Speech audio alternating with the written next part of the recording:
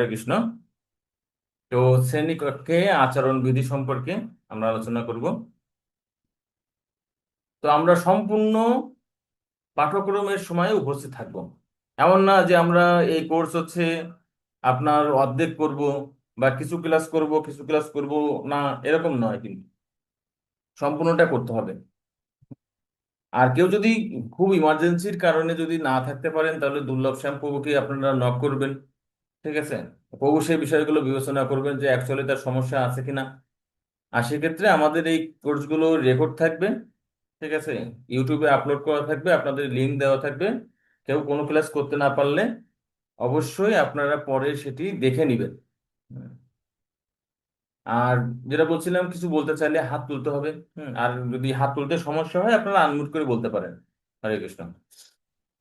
তো আমরা সব মন্তব্যের সাথে একমত হই বা না হই, আমরা সেগুলো অবশ্যই মূল্যায়ন করব। অর্থাৎ এখানে আমরা অত 16-17 জন ভক্ত আছি। তো বিভিন্ন বিষয়ে আমি কিছু বলবো, আপনারা কিছু বলবেন, বা আপনারা সবাই কিছু বলতে পারেন। তো সেগুলো যদি আমার সাথে আহ যদি নাও মেলে, আমার যদি ভালো না লাগে, আমি যদি একমত হতে নাও পারি, তবুও সেগুলো আমার কি করা উচিত? সেগুলো মূল্যায়ন করতে হবে। অর্থাৎ অপরের মূল্যায়নকে আমাদেরকে সেগুলো যাচাই করতে হবে, সেগুলোকে বিবেচনা করতে হবে। আর 4 নম্বর, আশেপাশে তো কেউ নাই, আপনিই আছেন অথবা দুই একজন আছেন। তো তারপর আপনারা কথোপকথন করবেন না। যতক্ষণ পর্যন্ত আমরা ক্লাসে থাকবো, অবশ্যই আমরা ক্লাসে মনোযোগ দিব। 5 নম্বর হচ্ছে, ক্লাস চলাকালীন সময়ে মোবাইল ফোন থেকে বিরত থাকবেন। হুম। আর শ্রেণীকক্ষের, অর্থাৎ এই যে জুম ক্লাসের আহ মধ্যে আমরা যে অনেক কিন্তু গোপনীয় বিষয় আলোচনা করব, যে বিষয়গুলো আমরা সাধারণত বাইরের যে ক্লাসগুলো আছে বা আমাদের সাধারণ যে গীতা ভাগবত ক্লাসে আমরা পাই না। যেহেতু এখানে আমরা আছি, এখানে অনেক বিষয়গুলো আপনাদের জানাতে হবে, যেহেতু আপনারা সামনে দীক্ষা নেবেন। হুম। তো সে সমস্ত সব বিষয় আপনারা বাইরে বলবেন না। এমনকি হতে পারে যে অনেক সময় আপনারা হয়তো আপনাদের কোনো ব্যক্তিগত সমস্যাও বলতে পারেন আমাদেরকে, যে বাবু আমার হচ্ছে এই সমস্যা রয়েছে।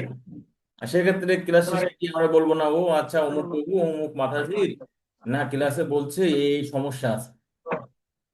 এজন্য অবশ্যই ক্লাসের ভিতরে আমরা ভদ্রতা বজায় রাখবো।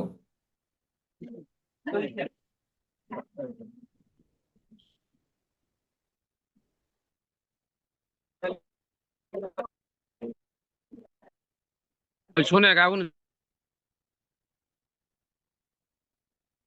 কে যেন কথা বলছে। ঠিক আছে।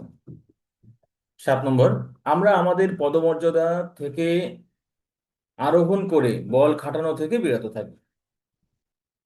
কোনো কারণ উল্লেখ না করে যে কোনো অস্বস্তিকর অনুশীলন থেকে প্রতিটি শিক্ষার্থীর বিরত থাকার অধিকারটি আমরা সম্মান জানাবো। আপনারা চাইলে যদি অনেক সময় আপনাদেরকে হয়তো বলা হবে যে আপনারা কিছু বলুন, তো সবাই তো আর বলতে পারে না ঠিক মতো। ঠিক আছে, অনেকে আছে যে বলতে গেলে একটু অস্বস্তিতে পড়ে যান। তো সেক্ষেত্রে আপনি সেই অনুশীলন থেকে বিরত থাকতে পারেন, কোনো সমস্যা নেই। আর আমরা সবাই আমাদের কাঙ্ক্ষিত লক্ষ্যসমূহ অর্জনে সফলতা কৃতিত্ব পুরোপুরি গ্রহণ করব। অর্থাৎ এই কোর্স শেষে আপনারা সার্টিফিকেট পাবেন তখনই, যখন আপনারা পাস করবেন। ঠিক আছে, আর সে দায়িত্ব কার? সে দায়িত্ব কিন্তু আপনাদের। আপনাদের ক্লাসগুলো খুব ভালোভাবে শ্রবণ করতে হবে, যে কাজগুলো করতে বলা হবে সেগুলো করবেন। তারপরে বিশেষ করে আপনাদের যে মডিউলটা রয়েছে, বইটি রয়েছে, সেটা করতে হবে। তারপরে পরীক্ষা হবে, তখন আপনারা কিন্তু শুধু পাস করবেন এমন নয়, খুব ভালো রেজাল্ট করবেন। ঠিক আছে। 10 নম্বর, আমরা কোনো বিশেষ পরিস্থিতি বা আচরণের মোকাবেলা করব, তবে কোনো ব্যক্তি বিশেষের নয়। এবং আমরা সবাই যে কোনো উপনীত সিদ্ধান্তে একমত পোষণ করব। যখন আমরা কোনো সিদ্ধান্ত নিব, সেগুলো অবশ্যই আমরা মেনে চলবো। তো এখন আপনারা এখানে যারা আছেন, মোটামুটি 16টি আইডি থেকে এখানে জয়েন করেছেন। তো আমরা কি এই যে নিয়মাবলীগুলো রয়েছে, ঠিক আছে, তার একটা বিষয়, বিশেষ করে অনলাইন ক্লাসের ক্ষেত্রে, সেটা হচ্ছে অবশ্যই আপনারা ক্যামেরা অন রাখবেন। ঠিক আছে, এখানে অনেকেই আছেন। এখানে তো আসলে আমরা অধিকাংশ হচ্ছে গুরু ভাই গুরু বোন, তো সংকোচের কোনো কারণ নেই, আপনারা ক্যামেরাটা অন রাখবেন। কেন ক্যামেরা অন রাখবেন? কারণ আমি কিন্তু এখানে আরো একটি ডিভাইস থেকে আপনাদেরকে খেয়াল রাখছি। কারণ যদি সামনে যদি দেখে যদি মানে না বোঝা যায় যে আপনারা শুনছেন, ঠিক আছে, আপনাদের চেহারা দেখলে আমি বুঝতে পারবো যে আপনারা ক্লাস করতেছেন।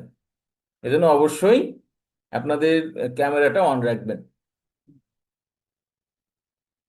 হরে কৃষ্ণ।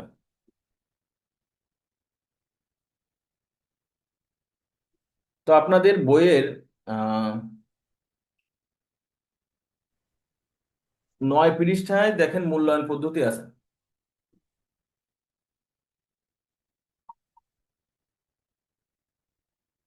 যে আমরা তো কোর্স করছি, কোর্স করে তো পাশ করতে হবে, ঠিক আছে, তো পাশ করার জন্য আমাদের কি করতে হবে সে সম্পর্কে এখানে আপনাদের বইয়ে দেওয়া রয়েছে। 9 পৃষ্ঠায় আপনারা পাবেন।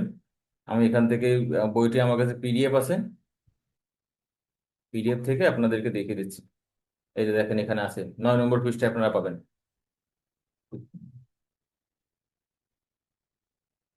তো এখানে বলছে যে কোর্স শেষে কি আপনাদের একটা পরীক্ষা হবে। এই পরীক্ষাটি হবে হচ্ছে 100 মার্কের পরীক্ষা হবে। তো অধিকাংশই থাকে হচ্ছে সত্য মিথ্যা এবং কিছু ছোট ছোট কোশ্চেন থাকে। এই সব মিলায় এর মার্ক হচ্ছে 100 মার্ক। আর তার মধ্যে আপনাদের পাশের জন্য ন্যূনতম মার্ক হচ্ছে 65 মার্ক, ঠিক আছে। অর্থাৎ 65 নিচে পেলে কিন্তু আমরা পাশ করতে পারবো না, ঠিক আছে। এই যে এখানে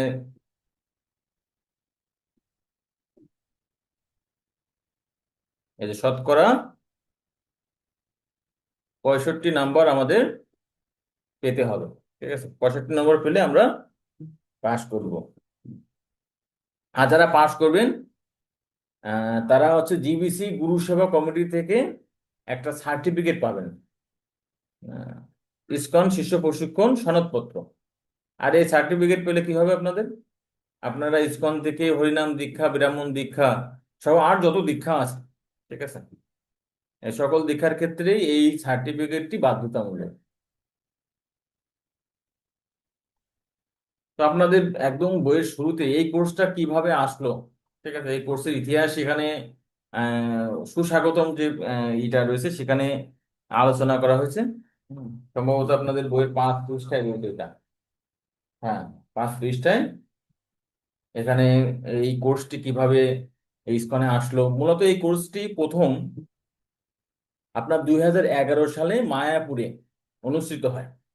আর এই কোর্সটি ডিজাইন করেন হিজ গ্রেস অনুত্তম দাসাধিকারী প্রভু। তো 2016 সাল থেকে এই কোর্সটি হচ্ছে ইসকনের ক্ষেত্রে বাধ্যতামূলক। তো আমার সৌভাগ্য হয়েছিল এই কোর্সটি 2016 সালে রাজশাহীতে থেকে সম্পন্ন করা। প্রথম যে বাংলাদেশে ব্যাচটি হয়েছিল তখন আমি এই কোর্সটি করেছিলাম। তো এখানে দেখেন দ্বিতীয় প্যারাতে এখানে বলছে যে ইসকন শিশু প্রশিক্ষণ পাঠ্যক্রম একটি প্রশিক্ষণ কার্যক্রম যার দ্বারা ইসকনের বহুবিধ গুরুবর্গের পরিবেশে গুরুতত্ত্ব ও গুরু পদাশ্রয়ের উপলব্ধিটি আপনাদের মাঝে গভীরভাবে গড়ে তুলতে সাহায্য করবে। কেন এই কোর্সটি করা হয়েছে? কারণ ইসকনে কিন্তু বহুবিধ আসলে বহু গুরু রয়েছে। তো বহু গুরু থাকার কারণে কি হয় যে অনেক সময় হয়তো গুরু নির্বাচনের ক্ষেত্রে, দীক্ষার ক্ষেত্রে আমাদের মাঝে অনেক ধরনের বিভ্রান্তি আসতে পারে। আর সেই বিভ্রান্তি থেকে যাতে আমরা বিভ্রান্তির মধ্যে না পড়ি, সেজন্য এই কোর্সটি ডিজাইন করা হয়েছে। তো এখানে বলা হচ্ছে যেসব নবীন ভক্ত ইসকনে দীক্ষা নেওয়ার প্রস্তুতি নিচ্ছে তাদের জন্য এই পাঠ্যক্রমটি সাজানো হলেও ইসকনের নেতৃবৃন্দ, প্রচারক বৃন্দ, পরামর্শদাতাগণ এবং শিক্ষকদের জন্যও এটি বাঞ্ছনীয়। তো এই কোর্সটি আসলে সকলের দরকার, ঠিক আছে। তো আমরা যখন কোর্স শেষ করব তখন আমরা এটা আসলে বুঝতে পারবো যে এই কোর্সটি কেন দরকার। কারণ যদি একদম অন্ধের মতো যদি গুরু নির্বাচন করি, গুরুদেব সম্পর্কে জানি না, কিভাবে গুরুদেবের সেবা করতে হয়, কেন দীক্ষা নিতে হয়, তাহলে কিন্তু আমরা কিন্তু সঠিকভাবে এই দীক্ষা নিয়েও আমরা কিন্তু দীক্ষার পরবর্তী যে কার্যক্রমগুলো আছে বা পূর্ববর্তী যে কার্যক্রমগুলো আছে সেগুলো সঠিকভাবে পালন করতে পারবো না। তো এই জন্য এই কোর্সটি মূলত করা হয়েছে। তো এখানে কারা এই কোর্সটি ডিজাইনের ক্ষেত্রে ভূমিকা রেখেছেন তাদের নাম এখানে দেওয়া আছে। শিশু প্রশিক্ষণ কোর্সটি কেন করা হয়েছে যদি এখান থেকে বলি, যে যারা আমরা নতুন ভক্ত যারা দীক্ষা নিতে চায়, ঠিক আছে, মূলত তাদের জন্য এই কোর্সটি ডিজাইন করা হলেও সকলের জন্য ইসকনে যারা আছে এটি প্রয়োজন। আর ইসকনের গুরুবর্গ আরো অনেক যে সিনিয়র যে ভক্তরা রয়েছে, প্রবীণ ভক্তরা, তারা এই কোর্সটি ডিজাইন করেছেন। আরেকটি বিষয় বলছিলাম, এই কোর্সটি প্রথম শুরু হয় 2011 সালে মায়াপুরে, এবং ইসকনের ক্ষেত্রে দীক্ষার ক্ষেত্রে বাধ্যতামূলক করা হয় 2016 সাল থেকে, এবং বর্তমানেও এটি প্রচলিত রয়েছে। এই হচ্ছে কোর্সের মোটামুটি ইতিহাস। আপনারা এই সুস্বাগতম যে এইটা রয়েছে, বিষয়টা রয়েছে, এটা পড়বেন, পড়লে আশা করি বিষয়গুলো আরো বুঝতে পারবেন। হরে কৃষ্ণ।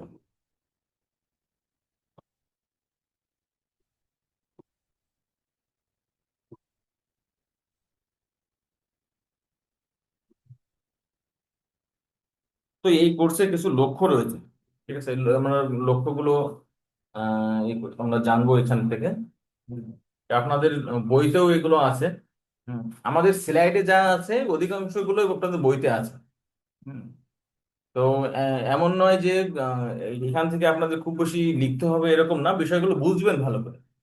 আর বইতে রয়েছে, সাথে সাথে পড়বেন, ঠিক আছে, পড়লে আশা করি আহ কোনো কঠিন হবে না এটি বুঝতে। তো এই কোর্সের লক্ষ্য, বৃহত্তর লক্ষ্য। লক্ষ্য এখানে দুই ধরনের লক্ষ্যের কথা বলছে। একটা হচ্ছে স্বল্প মেয়াদী লক্ষ্য, ঠিক আছে, আর একটা বৃহত্তর লক্ষ্য।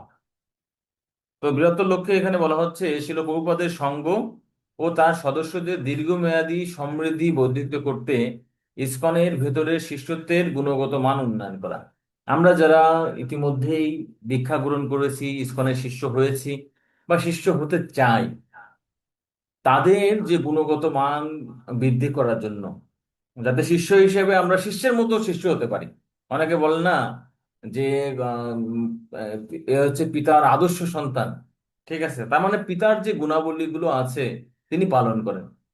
ঠিক তেমনি আমরা শুধুমাত্র যে দীক্ষা নিলেই যে ইসকনের আদর্শ অনুসরণ করতে পারবো এমন নয়। এই বিষয়গুলো যখন আমরা পূর্ণাঙ্গভাবে জানবো, তখন কিন্তু এটা আমরা উপলব্ধি করতে পারবো। তাই এই কোর্সটির লক্ষ্য হচ্ছে শিষ্যদের গুণগত মান বৃদ্ধি করা। আর এই কোর্স শেষে আমরা শিক্ষার্থীরা আমরা কি কি জানতে সক্ষম হব বা আমরা কি কি করতে পারবো, সেখানে বলছেন যে প্রথম পয়েন্ট ছিল প্রভুপাদ ও বৃহত্তর গৌড়ীয় বৈষ্ণব ধারার ঐতিহ্যে নিহিত শিষ্যত্বের দীর্ঘকাল স্থায়ী নীতিমালা বুঝতে এবং ইসকনের মতো এক অনন্য পরিবেশে এই শিক্ষা প্রয়োগের মর্ম উপলব্ধি করতে। এই কোর্স শেষে আমরা যে ইসকনে আছি, ইসকনের প্রতিষ্ঠাতা হচ্ছে শিল প্রভুপাদ, এসি অভয় চরণারবিন্দ ভক্তি বেদান্ত স্বামী প্রভুপাদ। এবং আমাদের একটি ঐতিহ্যবাহী পরম্পরা রয়েছে, ব্রহ্ম মাধ্য গৌড়ীয় সম্প্রদায় বা গৌড়ীয় পরম্পরা। তো আমরা যে ইসকনে দীক্ষা নিয়ে বা দীক্ষা নেওয়ার ফলে যে আমরা যে আসলে একটা ঐতিহ্যবাহী পরম্পরার সাথে যুক্ত হব, সেটি যে অত্যন্ত সৌভাগ্যের বিষয়, সেটা আমরা কিন্তু বুঝতে পারবো। এবং এই যে ছিল প্রভুপাদের শিক্ষা, আমাদের দীক্ষার যে বিষয়গুলো রয়েছে, আহ শিষ্যের কর্তব্য, এগুলো আমরা কি করতে পারবো, ইসকনে আমরা প্রয়োগ করতে পারবো। হুম। ইসকনের মতো একটি বৃহৎ সংগঠনের থেকে আমরা সঠিকভাবে আচরণ করতে পারবো। আর এই সম্বন্ধের ভেতরে উপযুক্তভাবে আচরণ করতে পারবো। কাদের কাদের সাথে আচরণ করতে পারবো? আহ তো আহ এখানে বলছে যে একজন 3 নম্বর পয়েন্ট, যেটা একজন শিষ্যের যথোচিত নীতি ও আচরণ গড়ে তুলতে পারবো। শিষ্য হিসেবে কি আমার কিছু করণীয় আছে, নাকি শুধুমাত্র মন্ত্র নিলেই হয়ে যায়? গুরুদেব কর্ণে মন্ত্র দিল আর সাথে সাথে সব হচ্ছে আমি লাভ করে গেলাম, এমন না। ঠিক আছে, তাই একজন শিষ্যের গুণাবলী কি, আর শিষ্য হিসেবে আমার গুরুদেবের প্রতি, ইসকনের প্রতি, ছিল প্রভুপাদের প্রতি, ভক্তদের প্রতি দায় দায়িত্ব কি রয়েছে সে সম্পর্কে আমরা জানতে পারবো। 4 নম্বর যে পয়েন্টে বলছেন, ব্যক্তিগত আচরণ ও উপদেশ উভয় মাধ্যমে ছিল প্রভুপাদের শিক্ষা ও প্রচারকে চিরস্থায়ী করতে সহযোগিতার সাথে পরমেশ্বর ভগবান ও তার বিভিন্ন প্রতিনিধিদের সেবা করতে পারবে। হুম। ছিল প্রভুপদের শিক্ষাটা আমি ব্যক্তিগতভাবে পালন করতে পারবো এবং প্রচার করতে পারবো। আদর্শ শিক্ষাটা আমি প্রচার করতে পারবো, বিভিন্ন প্রতিনিধিদের সেবা করতে পারবো। আর আহ, এখানে তারপরে আপনাদের বইতেও রয়েছে, একদম শেষে, যে এই কোর্সের যে পরিশিষ্ট 9 80 পৃষ্ঠায়, ঠিক আছে, এই যে পাঠ্যক্রম বা এই যে সম্পূর্ণ যে বইটা আমরা যখন পড়বো বা কোর্সটা করবো তখন কি কি বিষয় আমরা জানতে পারবো। তো এখানে বলছে এই কোর্সের নীতি বা পাঠ্যক্রমের নীতি এবং মূল্যবোধ সম্পর্কে। তো প্রথমত যে বিষয়টি আমরা জানতে পারবো, প্রধানতম শিক্ষাগুরু ছিল প্রভুপাদ। আমাদের শিক্ষাগুরুকে, প্রধান শিক্ষাগুরু তো ছিল প্রভুপাদ, সেটা জানতে পারবো। তারপরে ইসকন এবং পরম্পরার প্রতি আনুগত্য শিক্ষা, বহুবিধ কর্তৃপক্ষ ও জ্যেষ্ঠ বৈষ্ণবগণের প্রতি শ্রদ্ধা, সুবিবেচকের মতো দীক্ষাগুরু নির্ধারণ, গুরুদেবের আদেশের প্রতি শ্রদ্ধা, তারপরে দীক্ষাকালীন যে প্রতিজ্ঞা সমূহ রয়েছে তার প্রতি নিষ্ঠা এবং শিল প্রভুপাদের উদ্দেশ্যের প্রতি আনুগত্য, দৃষ্টান্তমূলক সাধনা, সদাচার ও সমানুপাতিক জীবনধারা, অনুসন্ধিৎসু বিনম্রতা ও সেবার মনোভাব, অনুকূল সঙ্গ, অন্তর্ভুক্তিকরণ ও সর্বসাকুল্যে সহযোগিতা, ভগবানের দিব্য নামের বিকাশ ও প্রচার। তো এতগুলো বিষয় আমরা এই কোর্সের মাধ্যমে জানতে পারবো। তো পরিশেষে এখানে শিল প্রভুপাদের একটি কোটেশন দেওয়া হয়েছে শ্রীমদ্ ভাগবত থেকে। এখন হরে আপনাদের কাজ হচ্ছে কেউ একজন পড়বেন এই কোটেশনটি। হরে বাবু, হরে কৃষ্ণ। হরে কৃষ্ণ। বাবু, আপনার ওই যে পিডিএফটা আমাদের বইয়ের সঙ্গে মিলিচ্ছে না বাবু। পিডিএফটা সব সব মিলবে না, আমি যেগুলো মেলাতে হবে আমি ওগুলো আপনাদের পৃষ্ঠা নাম্বার বলে দেব। আর যখন আপনি পার্ট অন করবেন না তখন আপনি পেয়ে যাবেন, ঠিক আছে। তো আপনাদের যে একদম মানে আমার সাথে এখান থেকে যে মেলাতে হবে এমন না। আর এটা তো পিডিএফ না গো, এটা হচ্ছে স্লাইড। স্লাইডটা আপনি সরাসরি মিল পাবেন না।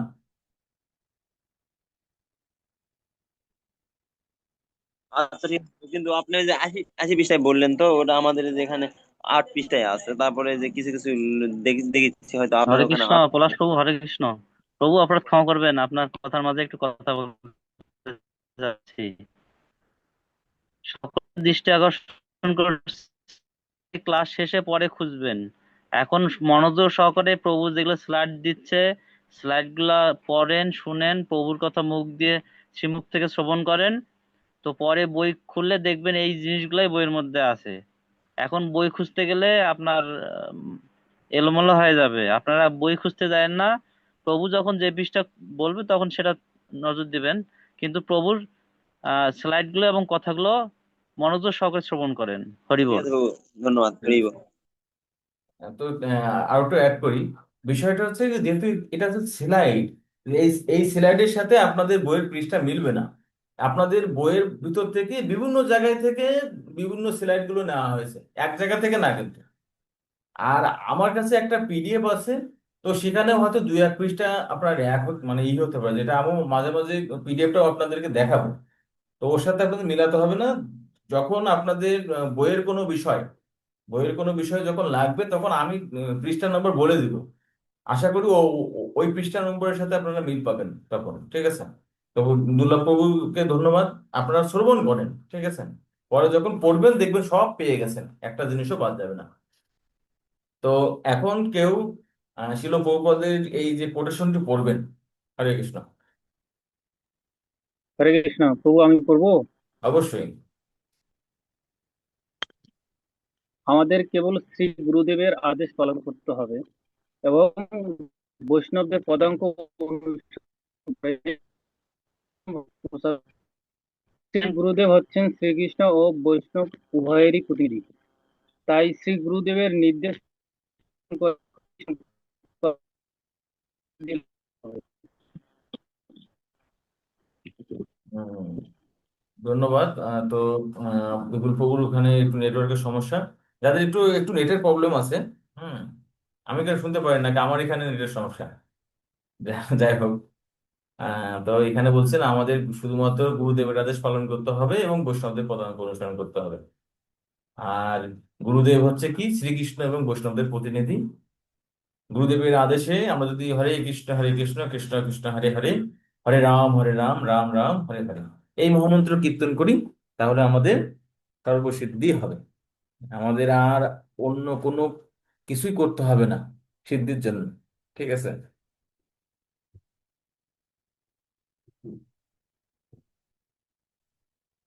তো ঠিক আছে, আমরা যে একদম ভূমিকাটা শেষ করলাম। জয় শিল প্রভুপাদ কি। আহ, তো আমরা এখন আমাদের ভূমিকা হচ্ছে আপনাদের স্বাগত বক্তব্য এবং ভূমিকা হচ্ছে পার্ট অন। ঠিক আছে। তো এটা আপনারা এখান থেকে ই করে নেবেন, পড়ে নেবেন, সমস্যা নেই। এখানে খুব বেশি আলোচনার বিষয় নাই, আমরা গুরুতত্ত্ব বিষয়টা একটু সময় দিয়ে আলোচনা করবো।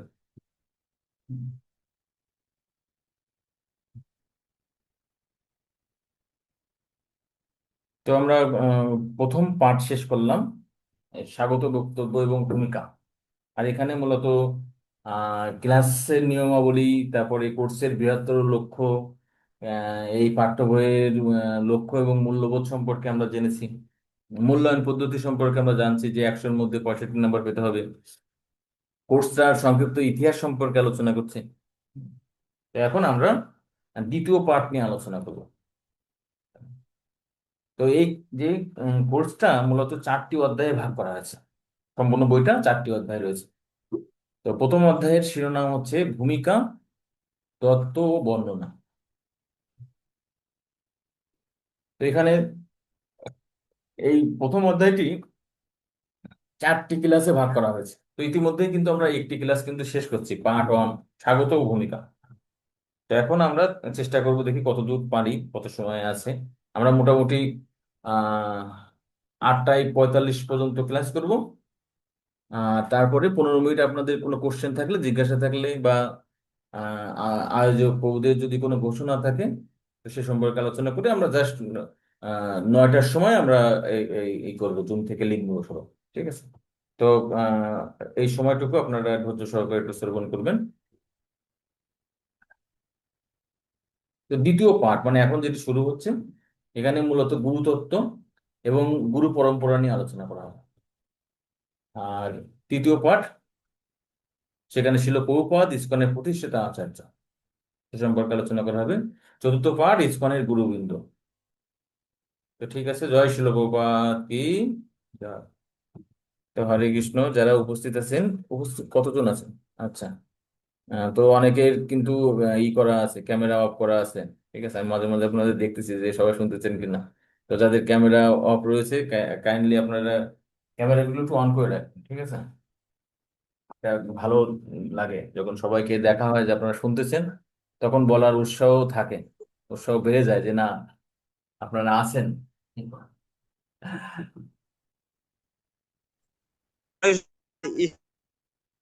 ভিডিও চিহ্ন বাদ দিলে কি ক্যামেরা চালু হয়ে যাবে নাকি? ক্যামেরা চালু করতে গিয়ে আপনি আপনার ডিভাইসটা আনমিউট করে ফেলছেন। ঠিক আছে, সবাই এখন মিউট আছে, ধন্যবাদ। হরে কৃষ্ণ। গুরুতত্ত্ব এবং পরম্পরা। হ্যাঁ বাবু, কি চালু আছে? আমি বোঝা যাচ্ছি না। ক্যামেরা চালু আছে প্রভু, সমস্যা নেই। ওটা দেখ, আহ, আপনার নামের উপর ক্লিক করলে ওখানে একটা ভিডিও, একটা ক্যামেরার অপশন আছে। ওটা যদি সাদা থাকে তাহলে অন আছে, আর লাল হয়ে গেলে অন নাই। যা অন আছে সব মোটামুটি। তো ঠিক আছে।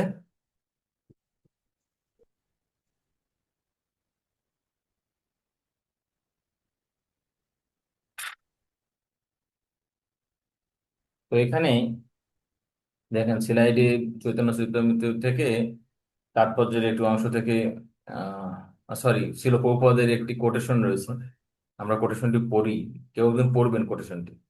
হরে কৃষ্ণ।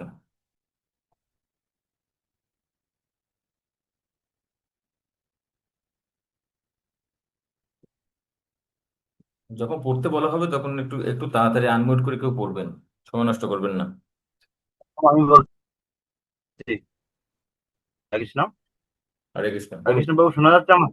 হ্যাঁ, শোনা যায় বাবু, আপনার হরে কৃষ্ণ। আনমিউট করলে শোনা যাবে, আর বারবার জিজ্ঞাসা করতে হবে না, বলুন। হরে কৃষ্ণ। গুরুদেবকে প্রার্থনা প্রদান করা হয়, বন্দে গুরুন। আর গুরুন এখানে বহুবচন হিসেবে ব্যবহার করা হয়েছে। তার মানে হচ্ছে বহু সংখ্যক গুরু, কিন্তু তারা বহু সংখ্যক নন, তারা এক গুরু তত্ত্ব। প্রবচন শ্রী চৈতন্য চরিতামৃত আদি লীলার এক এক মায়াপুর 25-1975। হরে কৃষ্ণ। ধন্যবাদ বাবুকে। তো এখানে বলছে যে শুরুতেই এই চৈতন্য চরিতামৃতের যে প্রথম শ্লোকটা, একদম প্রথম অধ্যায়, আদি লীলার প্রথম অধ্যায় প্রথম শ্লোক, এটা বলছে বন্দে গুরু নিশো ভক্তান ঈশো মিশো অবতারকান আহ তৎপ্রকাশম চ তৎশক্তি কৃষ্ণ চৈতন্য সঙ্গকম। প্রথমে বলছেন আমি বন্দনা করি বন্দে গুরুন। গুরুন মানে কি? গুরু বর্গ। আর যদি শুধু গুরু শব্দটা থাকতো তাহলে আমরা বুঝতে পারতাম গুরু হচ্ছে এক বচন, অর্থাৎ একজন। তো এখানে যেহেতু বহু বচন শব্দটি ব্যবহার করা হয়েছে, গুরুবর্গ, আমি গুরুবর্গের কি করি? বন্দনা করি। বন্দে মানে বন্দনা করা। তাহলে গুরু কি বহু হন? আপনাদের কি মনে হয়, গুরু কি বহু নাকি এক?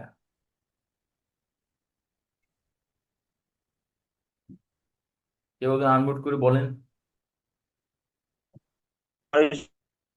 তো আমরা জানি যে দুইজন, একজন হলো দীক্ষাগুরু, একজন শিক্ষাগুরু। তো হুম। শিক্ষাগুরু তো অনেকেই হতে পারে। হুম। না, ওইটা এখানে বলা হচ্ছে না। এখানে আহ যেহেতু এই শ্লোকে বলা হচ্ছে বন্দে গুরুন, ঠিক আছে, মানে বিভিন্ন জন, যেমন আপনি বলছেন শিক্ষাগুরু দীক্ষাগুরু, তাহলে তারা কি বহু বচন? অনেক হতে পারে কি গুরু, নাকি গুরুদেব এক হন? আর গুরুদেব তো একজনই হবে। গুরুদেব একজন হবে, কেন একজন হবে? কিন্তু আমরা তো বহু গুরু দেখতে পাই না। ইসকনে কতজন গুরু আছে জানেন? ইসকনে 200-র অধিক গুরু রয়েছে, দীক্ষাগুরু। তাহলে কি তারা কি আলাদা নাকি এক?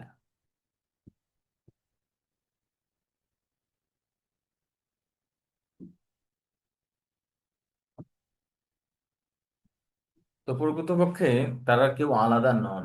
ঠিক আছে, কেন? কারণ তারা কেউ আলাদা কিছু বলেন না। সবাই কার কথা বলেন? সবাই হচ্ছে ভগবানের শিক্ষা, পরম্পরা ধারায় যে শিক্ষাটা পাওয়া গিয়েছে সেই শিক্ষা অনুসারে বর্ণনা করে। তাই যেহেতু তাদের শিক্ষা এক, তাই গুরু মূলত কি? গুরু মূলত এক। তাই এখানে বলছেন কিন্তু তারা বহু সংখ্যক নন, তারা এক গুরু তত্ত্ব। ঠিক আছে, তো এই বিষয়ে আমরা আরো আলোচনা করব, কিভাবে বহু গুরু তারা একই তত্ত্ব অনুসরণ করছেন, বা সকল গুরুদেবই আসলে যে এক গুরুর আহ মানে একই, সেটা আমরা পরবর্তীতে আরো এই সম্পর্কে আলোচনা করব। তো গুরুতত্ত্ব সম্পর্কে এখানে পদ্মপুরাণে, পদ্মপুরাণের একটা সুন্দর একটা শ্লোক রয়েছে যে সদ্গুরু এবং অসৎ গুরুর মধ্যে অনেকগুলো পার্থক্য রয়েছে। হুম। তো এখানে বলছেন গুরুব বহুব সন্তি শিষ্যবৃত্ত অপহারকা, দুর্লভ সদ্গুরুর দেবী শিষ্য সত্ত্ব অপহারকা। অর্থাৎ ভগবান শিব পার্বতী দেবীকে বলছেন যে হে দেবী, গুরুব বহব সন্তি, অনেক গুরু আছে, শিষ্যবৃত্ত অপহারকা, অর্থাৎ শিষ্যের ধন সম্পদকে হরণ করার জন্য আসলে গুরুদেবের কোনো অভাব নাই। ঠিক আছে, অ্যাভেলেবেল গুরু রয়েছে। এবং আপনারা যদি গ্রাম অঞ্চলে বা এসে দেখেন যে তাদের যে কুলগুরু হোক বা লৌকিক গুরু হোক, পারিবারিক গুরু হোক, যাই হোক না কেন, তারা আসবে বছরে একদিন অথবা মাসে কয়েক মাস পর পর এসে, তখন তারা কিন্তু শিষ্যের কাছে বিভিন্ন বিষয় দাবি করে। ঠিক আছে, যে আমাকে এটা দাও ওটা দাও, তাই না? কিন্তু দুর্লভ সদ্গুরু দেবী শিষ্য সত্য অপারকা। কিন্তু শিষ্যের যে পাপ, তারপরে শিষ্যের যে ক্লেশ, তাকে যে ভগবত ধামে নিয়ে যেতে হবে, এরকম গুরু, এরকম সদ্গুরু অত্যন্ত দুর্লভ। ঠিক আছে, খুঁজেই পাওয়া যায় না। ঠিক আছে। তো গুরুতত্ত্ব সম্পর্কে এখানে উম, চৈতন্য চরিতামৃতে শিল কৃষ্ণদাস কবিরাজ গোস্বামী এটা সুন্দর একটি শ্লোক বলছে। ঠিক আছে, গুরু কৃষ্ণ রূপ হন শাস্ত্রের প্রমাণে, গুরু রূপে কৃষ্ণ কৃপা করেন ভক্তগণে। তো এখানে কি বলা হচ্ছে, অনুবাদটাকেও পড়বেন। হরে কৃষ্ণ।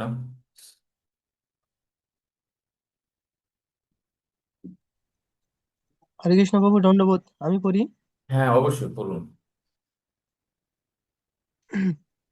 সমস্ত গুরুতত্ত্ব সমস্ত শাস্ত্রের প্রমাণ ও সিদ্ধান্ত অনুসারে শ্রী গুরুদেব শ্রীকৃষ্ণ থেকে অভিন্ন।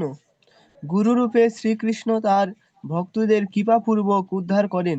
শ্রী চৈতন্য চরিতামৃত আদিলীলা 1.4। উম, তো এখানে এখানে কি বলা হচ্ছে, গুরু কৃষ্ণ রূপ হন। গুরুদেব কার রূপ? কৃষ্ণের রূপ, অর্থাৎ গুরুদেব স্বয়ং কৃষ্ণ। আর এটা কি আমার কথা, অন্য কারোর কথা? বলছে না, শাস্ত্রের প্রমাণে, শাস্ত্রে আছে। শ্রীমদ্ ভগবদ গীতাতে ভগবান শ্রীকৃষ্ণ বলছেন, যদি কোনো বিষয়ে স্বীকার করতে হয়, মান্যতা করতে হয়, তাহলে শাস্ত্রের মাধ্যমে আমাদের বিচার করা উচিত। তস্মাৎ শাস্ত্রম প্রমাণম তে কার্য অকার্য ব্যবস্থিত। যে হে অর্জুন, কোনটা ঠিক, কোনটা বেঠিক, কোনটা কার্য, কোনটি অকার্য, কোনটি পালন করতে হবে, কোনটি পালনীয় নয়, সে সম্পর্কে তোমার মানদণ্ড কি? শাস্ত্র। আর কৃষ্ণদাস কবিরাজ গোস্বামী বলছেন যে গুরুদেব যে স্বয়ং ভগবান শ্রীকৃষ্ণের প্রতিনিধি, সেটা শাস্ত্রে বলছে। আর গুরুতত্ত্ব সম্পর্কে দ্বিতীয় লাইনটি খুবই গুরুত্বপূর্ণ, গুরু রূপে কৃষ্ণ কৃপা করেন ভক্তগণ। কিভাবে? তো ভগবান শ্রীকৃষ্ণের অনন্ত কোটি শক্তি রয়েছে, তার শক্তির কোনো শেষ নেই। তো ভগবানের এই অনন্ত কোটি শক্তির মধ্যে যে সব থেকে যে গুরুত্বপূর্ণ শক্তি বা সর্বশ্রেষ্ঠ শক্তি, সেটা হচ্ছে কারুণ্য শক্তি বা করুণা শক্তি। যেমন আমরা মঙ্গলাচরণে বলি না, হে কৃষ্ণ করুণা সিন্ধু দীন বন্ধু জগৎ পথে। ঠিক আছে, গোপেশ গোপিকা কান্ত রাধা কান্ত নমস্তে। হে কৃষ্ণ করুণা সিন্ধু। ঠিক আছে, ভগবান হচ্ছে কৃপার সাগর। তো যখন ভগবান, যখন আমরা এই জগতে আসছি কেন? কারণ ভগবান শ্রীকৃষ্ণের সঙ্গে আমরা যখন বিদ্রোহ করছি, আমরা ভোগ করতে চাই, আমরা মালিকানা চাই, আমরা নিয়ন্ত্রণ করতে চাই। ঠিক আছে, এই বাসনার কারণে এই জড় জগতে আমরা পতিত হয়। তো ভগবান কৃপা করে এই বদ্ধজীবকে তার বাসনা পূরণ করার জন্য জড় জগতে প্রেরণ করেন। এবং আহ তার কি এই যে ভগবান থেকে জীব এত দীর্ঘকাল পৃথক হয়ে আসছে, ভগবান যখন সেই জীবকে ফিরিয়ে নিয়ে যেতে চান, তার ভিতরে যখন এই কৃপা শক্তি ঘনীভূত হয়, এই কৃপা শক্তি গুরু রূপে এই জগতে প্রকটিত হন। জীবের কৃপায় নন্দ সুত হরি ভুবনে প্রকাট হন গুরু রূপ ধরি। গুরু রূপে ভগবান শ্রীকৃষ্ণ কি করছেন? আমাদের মতো বদ্ধজীবদেরকে উদ্ধার করার জন্য তিনি এই জগতে অবতীর্ণ হন। ভগবানের অনেক অবতার আছে, লীলা অবতার, তারপরে গুণা অবতার, পুরুষ অবতার, মন্বন্তর অবতার, সপ্তাবেশ অবতার, তাই না? তো তারা প্রত্যেকেই এক একটা কর্ম করে। ঠিক তেমনি ভগবান গুরুদেব হচ্ছে ভগবানের একজন অবতার, ভগবানের কৃপা শক্তির অবতার। ঠিক আছে, তেমন আমরা এখানে জানলাম গুরুদেব ভগবানের প্রতিনিধি, সেটি সমস্ত শাস্ত্রে রয়েছে, এবং কৃষ্ণই গুরু রূপে এই জড়জগতের বদ্ধ জীবদেরকে উদ্ধার করেন। তো আহ, আহ, পড়বেন, এই তাৎপর্যের অংশটুকু পড়েন।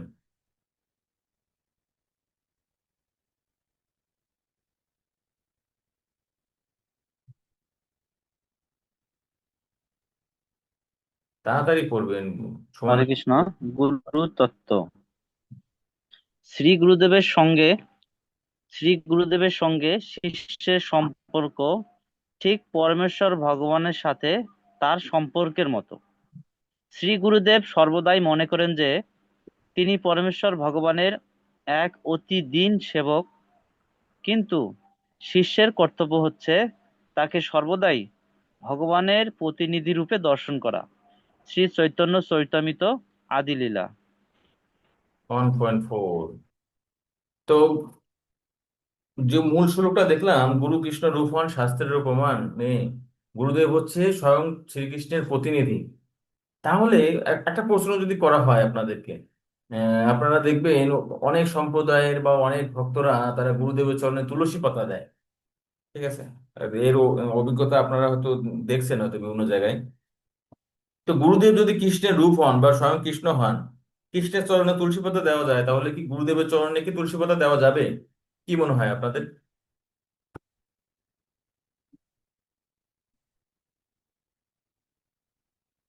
তবু আমার মনে হয় কখনোই দেওয়া উচিত না। কেন? গুরুদেব যদি কৃষ্ণ হয়, কৃষ্ণের প্রতিনিধি হয়, তাহলে কেন দেওয়া যাবে না, বিকাশ বাবু? তো এটা তো বলতে পারি না, তবে আমার মন থেকে মনে হয় যে দেওয়া উচিত। আচ্ছা, আপনার মনের কথাটি ঠিক রয়েছে। মনের কথা ঠিক না, আপনাকে আপনি শাস্ত্রের মাধ্যমে ভক্তদের কাছ থেকে আপনি উপলব্ধি করতে পারছেন, যেহেতু আমরা দিই না। ধন্যবাদ। আসলে দেওয়া উচিত নয়। কেন? সে সম্পর্কে শিল প্রভুপাদ এই তাৎপর্যে বলছেন যে শ্রী গুরুদেবের সঙ্গে শিষ্যের সম্পর্ক ঠিক পরমেশ্বর ভগবানের সঙ্গে তার সম্পর্কের মতো। অর্থাৎ কি? আমার যদি কৃষ্ণের সঙ্গে যদি মনে করেন 50%, 50 ভাগ যদি সম্পর্ক থাকে, তাহলে গুরুদেবের সাথে আমার সম্পর্কটা কেমন থাকবে? 50%ই থাকবে। কম বেশি না, না আমি ভগবানকে ভালোবাসলাম, ভক্তি করলাম হচ্ছে 60 ভাগ, আর গুরুদেবকে আরো 10 ভাগ কমিয়ে আমি হচ্ছে 40% করলাম, 40 ভাগ ভক্তি করলাম, তাই না। একদম সেম। আমি ভগবানকে যেমন ভক্তি করব, সেবা করব, একইভাবে কার সেবা করব? গুরুদেবের। কারণ গুরুদেব কি? স্বয়ং ভগবান শ্রীকৃষ্ণের প্রতিনিধি। ধরুন একটা সহজ একটি উদাহরণের মাধ্যমে আমরা এটা বুঝতে পারি, যে আপনাদের এলাকাতে একটা অনুষ্ঠান হবে, প্রধানমন্ত্রী আসবেন। ঠিক আছে? তো প্রধানমন্ত্রী অনেক ব্যস্ত, তিনি আসতে পারেননি। তো তার একজন প্রতিনিধিকে তিনি কি করছেন? সেই অনুষ্ঠানে পাঠিয়ে দিয়েছেন।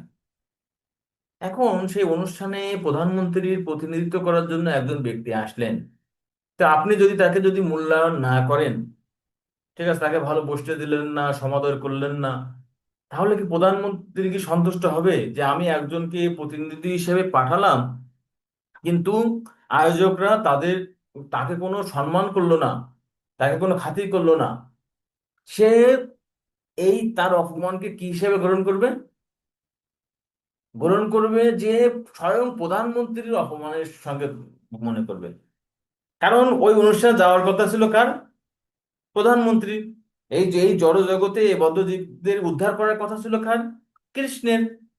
আর সেই কাজটা তিনি গুরুদেবের মাধ্যমে করছেন। আরো বরং প্রধানমন্ত্রী বলবে যে তুমি আমাকে অপমান করতে পারতে, আমাকে একটু যত্ন কম করতে পারতে, আমি সেটা কিছু মনে করতাম না, কিন্তু তুমি আমার প্রতিনিধিকে কেন অপমান করলে? ঠিক আছে? তাই এটা অত্যন্ত গুরুত্বপূর্ণ বিষয় যে ভগবানকে যেমন ভক্তি করবো, গুরুদেবকে তেমন ভক্তি করতে হবে। তাই এখানে বলছে শ্রী গুরুদেবের সঙ্গে শিষ্যের সম্পর্ক ঠিক পরমেশ্বর ভগবানের সঙ্গে তার সম্পর্কের মতো। কিন্তু গুরুদেব কি নিজেকে ভগবান মনে করবেন যে ঠিক আছে তুমি আমার চরণে তুলসী পাতা দাও? বলছে না। কিন্তু এই যে শ্রী গুরুদেব সর্বদাই মনে করেন যে তিনি পরমেশ্বর ভগবানের এক অতি দীন সেবক। শিষ্য মনে করবে যে তিনি ভগবানের প্রতিনিধি, কিন্তু গুরুদেব মনে করবে যে আমি কি? আমি হচ্ছে ভগবানের দাস। ঠিক আছে? চৈতন্যেরও দাস মুই, চৈতন্যেরও দাস, চৈতন্যেরও দাস মুই, তার দাসের দাস। ঠিক আছে? তিনি ভক্ত এবং ভগবানের সেবক হিসেবে মনে করবেন। কিন্তু শিষ্য কি কখনো শিষ্যের কর্তব্য হচ্ছে তাকে সর্বদাই ভগবানের প্রতিনিধি রূপে দর্শন করা। কখনোই তাকে সাধারণ মানুষ হিসেবে গ্রহণ করা উচিত নয়। ঠিক আছে? গুরুদেব কিন্তু তাকে কিন্তু ভগবানের দাস হিসেবে করবেন। তাই যেহেতু গুরুদেব নিজেকে ভগবানের দাস হিসেবে গ্রহণ করছেন, এই এই যে তুলসী পাতা দেওয়া বা অন্যভাবে যে গুরু ব্রহ্ম গুরু বিষ্ণু গুরুদেব মহেশ্বর, তারপরে অখণ্ড মণ্ডলম ব্যাপ্তম যারম চরাচর, হ্যাঁ, এইগুলো শ্লোকগুলো ঠিক আছে। কারণ গুরুদেব যদি ভগবানের প্রতিনিধি হয়, তাহলে ব্রহ্মা বিষ্ণু শিব অন্যান্য দেবতাদেরও প্রতিনিধি, কোনো সমস্যা নাই। ঠিক আছে? কিন্তু গুরুদেব যদি শিল প্রভুপাদ বলছেন যে কেউ যদি, কোনো গুরুদেব যদি নিজেকে ভগবান বলে মনে করে, তাহলে তার অবস্থানটা কি? তো তিনি নিজেকে ভগবান বা গড মনে করছেন। GOD, god. তো প্রকৃতপক্ষে তিনি যদি নিজেকে দাবি করে ভগবান বলে, তিনি গড নন। তার অবস্থানটা কি? তিনি হচ্ছেন ডিওজি, ডগ। ঠিক আছে, কুকুর, তিনি ঠাকুর নন। ঠিক আছে, তার অবস্থান হচ্ছে কুকুরের মতো। তো আমরা এখান থেকে জানতে পারলাম যে গুরুদেব নিজেকে মনে করবেন হচ্ছে ভগবানের দাস বা তার প্রতিনিধি, আর শিষ্য কিন্তু গুরুদেবকে ভগবানের মতন ভক্তি করবে, মনে করবে। আচ্ছা। তো শ্রীমদ্ ভাগবতের এই তাৎপর্যের অংশটুকু আরেকজন পড়বেন তো। হরে কৃষ্ণ।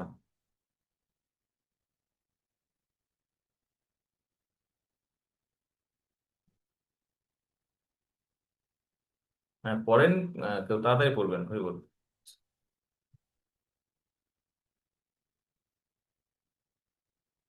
প্রভু আমি বলবো। হ্যাঁ হ্যাঁ, পড়ুন কৃষ্ণ পড়ুন। গুরুদত্ত। শ্রী গুরুদেবকে ভগবানের মতোই শ্রদ্ধা করার উপদেশ করা হচ্ছে। সাক্ষাৎ সদরিতেন সমস্ত শাস্ত্রই। সমস্ত শাস্ত্রে সেই নির্দেশ দেওয়া হচ্ছে। আচার্যম মম বীজানিয়ত।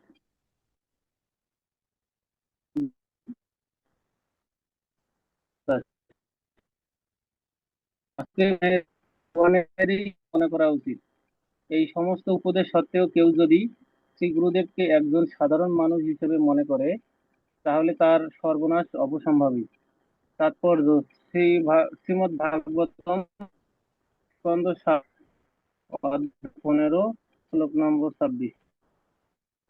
তো সপ্তম অধ্যায়ের এই 15, সপ্তম স্কন্ধে 15 অধ্যায় এই 26 নম্বর শ্লোকের তাৎপর্য ছিল, প্রভুপাদ বলছেন যে গুরুদেবকে ভগবানের মতো শ্রদ্ধা করা উচিত।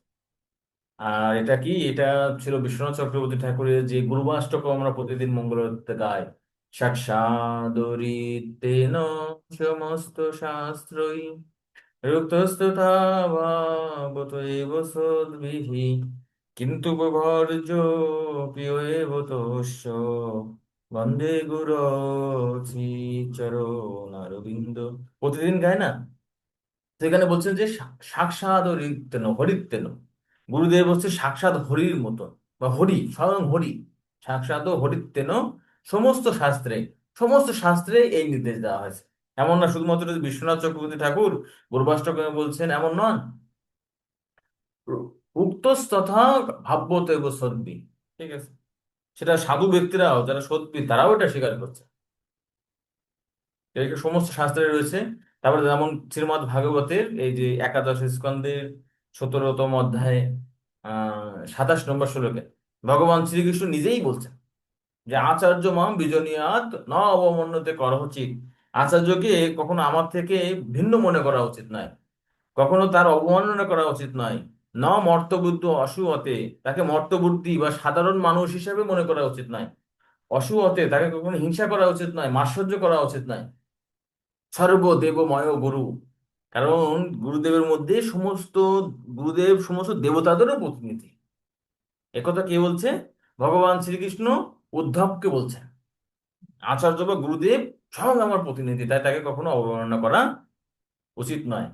তো শিল প্রভুপাদ এখানে বলছেন যে এত শাস্ত্রে, এত জায়গায় গুরুদেবের এত মহিমা করার পরেও এই সমস্ত উপদেশ সত্ত্বেও কেউ যদি শ্রী গুরুদেবকে একজন সাধারণ মানুষ হিসাবে মনে করে, তাহলে তার সর্বনাশ অবিসম্ভাবী।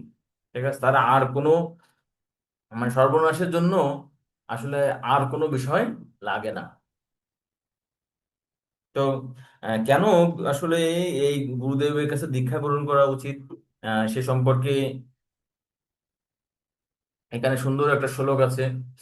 সেটি হচ্ছে ভক্তি রসামৃত সিন্ধুতে ছিল রূপ গোস্বামী দীক্ষা গ্রহণের ক্ষেত্রে, সরি, ভক্তি জীবনের ক্ষেত্রে একজন সাধকের 64 প্রকার অঙ্গ রয়েছে, যেগুলো অনুশীলনের মাধ্যমে আমরা ভক্তি জীবনে এগিয়ে যেতে পারি। 64 প্রকার। তো শ্রী চৈতন্য মহাপ্রভু বলছেন যে তার মধ্যে 5টি অঙ্গ প্রধান। তো যাই হোক, 5টি অঙ্গ আমাদের মূল বিষয় না। এই 64 অঙ্গের মধ্যে প্রথম যে অঙ্গ রয়েছে আদৌ গুরুবাশ্রয়, গুরু পাদা আশ্রয় হরে কৃষ্ণ তস্মাৎ। প্রভু, আপনার কথা কাটা কাটা আসছে, ক্লিয়ার শুনতে পাচ্ছি না প্রভু। আচ্ছা, হয়তো মাঝে মাঝে একটু নেটের প্রবলেম হতে পারে, আপনারা বলবেন। এখন কি শোনা যায়?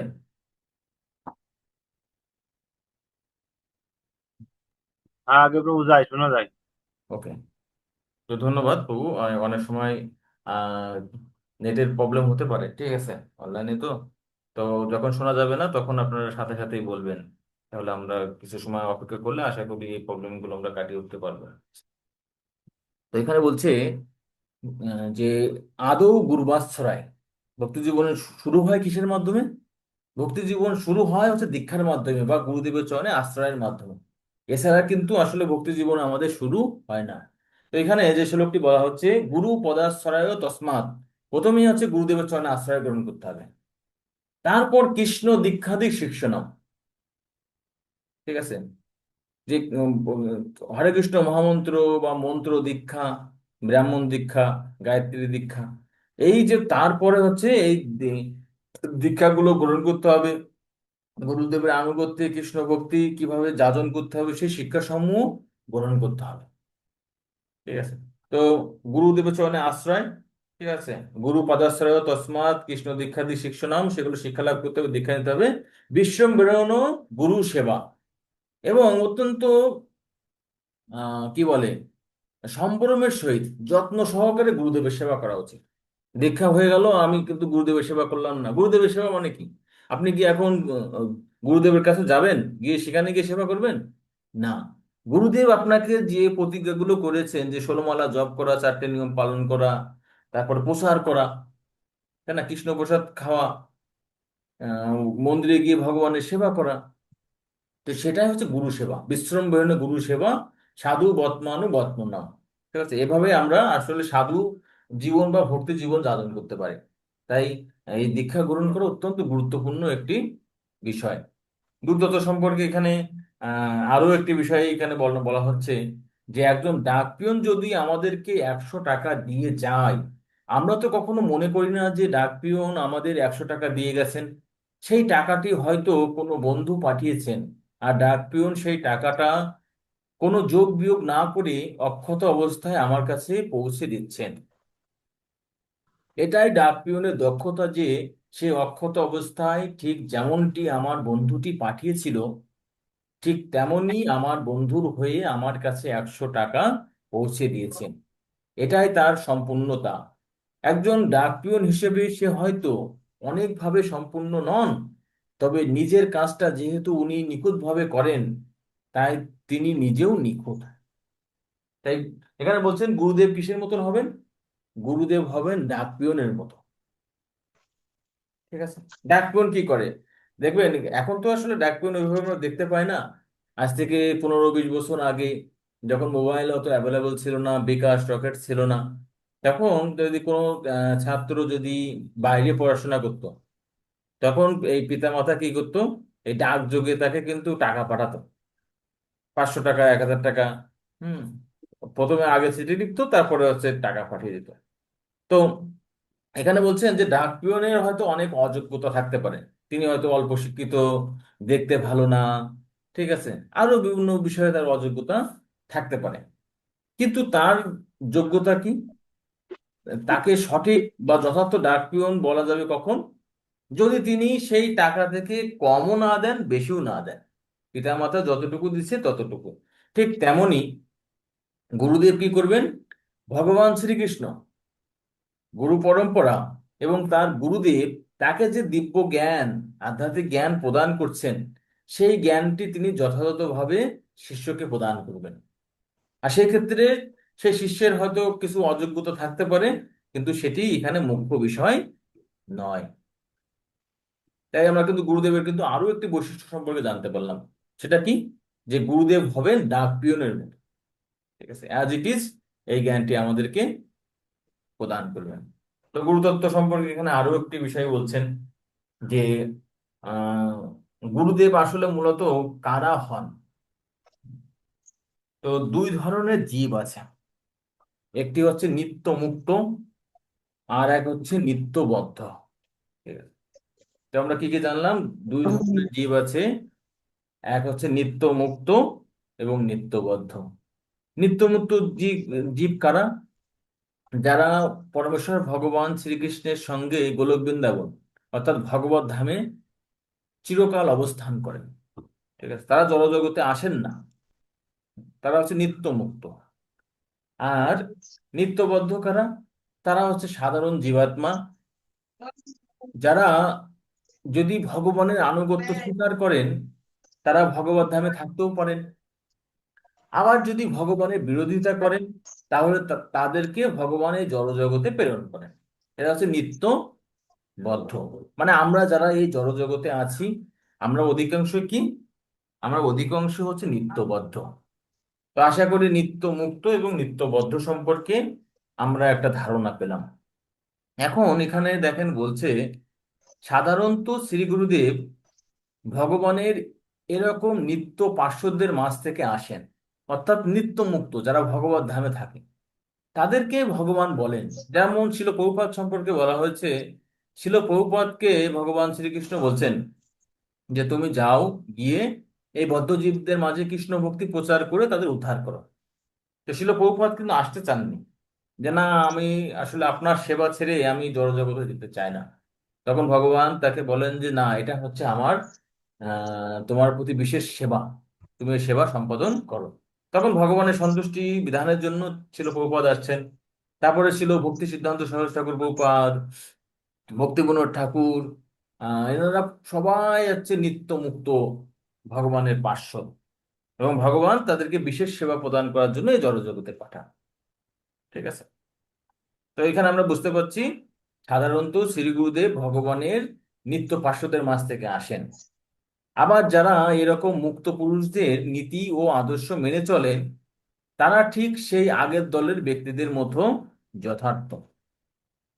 তো এখানে কিন্তু এটি বলা হচ্ছে না গুরুদেব হতে হলে তাকে নিত্য মুক্ত হতে হবে। ঠিক আছে। সাধারণ যে ব্যক্তি যারা সাধন সিদ্ধ বা ভক্তি জীবন পালন করছে, তারা যদি তাদের গুরুদেব পরম্পরা বা এরকম নিত্য মুক্ত যে ভগবানের পার্ষদ, তাদেরকে যদি তাদের নীতিগুলো যদি ঠিকভাবে পালন করে, আদর্শ যদি মেনে চলে, তাহলে কি তারাও গুরুদেব হতে পারে। তো এখান থেকে আমরা কি সিদ্ধান্ত পেলাম? যদি বলা হয় গুরু কি শুধুমাত্র নিত্য সিদ্ধ ভগবানের পার্ষদরা হতে পারেন? না, সাধারণত নিত্য সিদ্ধ পার্ষদরা হন, কিন্তু তাদেরকে যারা অনুসরণ করেন তারাও গুরু হতে পারে। ঠিক যেমন হচ্ছে ডাক পিয়নের মতো। ঠিক আছে। ডাক পিয়নের মধ্যে কি কিছু অযোগ্যতা থাকতে পারে, কিন্তু তিনি যেহেতু নিত্য সিদ্ধ, সরি, ডাক বিভাগের নিয়মগুলো পালন করছেন, কোনো কিছু যোগ বিয়োগ করছেন না, তাহলে তিনি যথার্থ। ঠিক তেমনি নিত্যবদ্ধ ব্যক্তিরাও যারা নিয়মগুলো সঠিকভাবে পালন করেন, নিজে আচরণ করেন এবং সেই শিক্ষাগুলো যেগুলো তারা পেয়েছেন গুরু পরম্পরায় সেগুলো প্রদান করেন, তারাও গুরু হতে পারে। ঠিক আছে, এই বিষয়টি আমাদের মাথায় রাখতে হবে। তো এটা পড়বেন, এই সিলেটটাকেও পড়েন।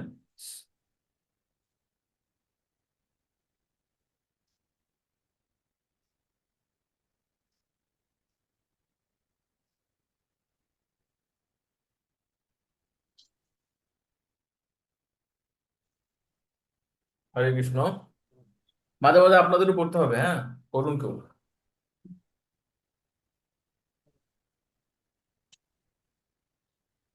গুরুতত্ত্ব। একজন মুক্ত পুরুষ ও আচার্য কোন ধরনের ত্রুটি বিচ্যুতির ঊর্ধ্বে, কিন্তু এরকম অনেক ব্যক্তিত্ব রয়েছেন সম্পন্ন বা মুক্ত পুরুষ নন, তবুও গুরু পরম্পরা ধারা পদ্ধতিকে কঠোরভাবে মেনে তারা গুরু বা আচার্য হিসেবে কর্তব্য পালন করতে পারেন। জনার্দনের কাছে পত্র, নিউ ইয়র্ক, 26 এপ্রিল 1968। ধন্যবাদ। তো এখানে বলছে যে একজন মুক্ত পুরুষ বা আচার্য কোনো ধরনের ত্রুটি বিচ্যুতির ঊর্ধ্বে, অর্থাৎ যারা মুক্ত পুরুষ, যারা ভগবত ধাম থেকে আসছে, নিত্যশুদ্ধ পার্ষদ, ভালো করে বোঝেন, তো তারা তো কোনো ভুল করে না। এই আহ, জগতে আমরা যারা সাধারণ জীব, তারা কেন ভুল ভ্রান্তি করি?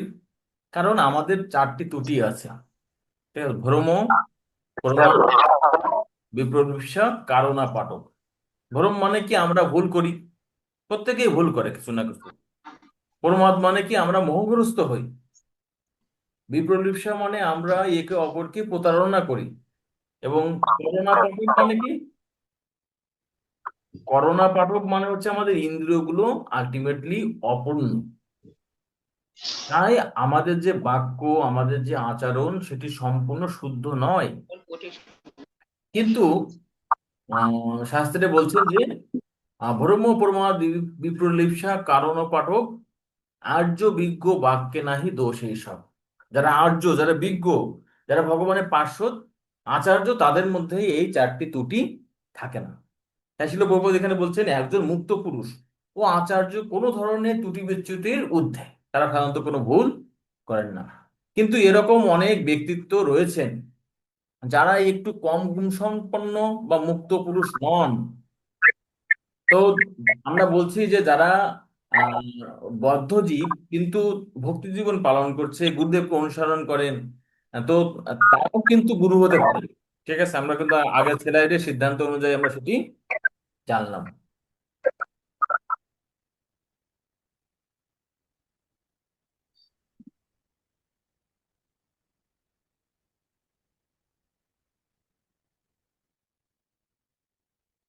আচ্ছা, তো এখানে যেটি বলা হচ্ছে এরকম অনেক ব্যক্তিত্ব রয়েছে যারা একটু কম গুণ সম্পন্ন বা মুক্ত পুরুষ নন, তবুও গুরু পরম্পরা ধারার পদ্ধতিকে কঠোরভাবে মেনে তারা গুরু বা আচার্য হিসেবে কর্তব্য পালন করতে পারে। বুঝা গেছে? যে যে কেউ হতে পারে, কিন্তু তার মধ্যে কম যোগ্যতা থাকতে পারে, সেটা কোনো সমস্যা নেই। কিন্তু তাকে কি করতে হবে? তার গুরুদেবকে, গুরু পরম্পরাকে অনুসরণ করতে হবে, তাহলে তিনি গুরু হতে পারেন। তো যাই হোক, আমরা এখন এই গুরুদেবের গুরুতত্ত্ব সম্পর্কে জানলাম। আপনাদের আহ আপনাদের বইয়ের 11 নম্বর পৃষ্ঠায় আসেন।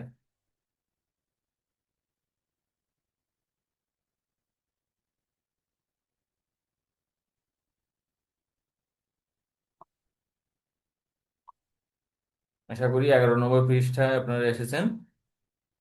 আহ